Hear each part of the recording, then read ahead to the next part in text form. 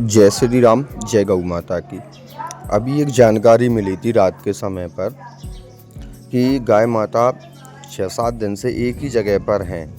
लोग बाग उनको वहीं चारा पानी दे रहे थे। तो जैसे ही हमको पता चला कि एक भैया की गाय है, तो हमने उनको सूचना दी और अपने समिति के वाहन से ले जाकर हमने उनके घर पे उतारा। और भैया बोल रहे थे कि मैं बहुत प्रयास कर रहा हूँ ढूंढने का, ऐसा वैसा। और उनके घर से ज़्यादा दूर नहीं थी, मुश्किल से 500-700 मीटर दूर ही थी। ऐसे ही लोग हैं कि बस अपना बेगार टार देते हैं। बस यहाँ से गाय माता घर से निकल गई, बस कुछ भी होता रहे, कुछ ही मतलब नहीं है। क्या कहें यार। फिर भी जैसा है जैसा ठीक है, अटल गौ सेवा समिति के सदस्यों द्वारा गाय माता को ले जाकर उनके घर पर छोड़ दिया गया। जय श्री राम, जय गौ माता की।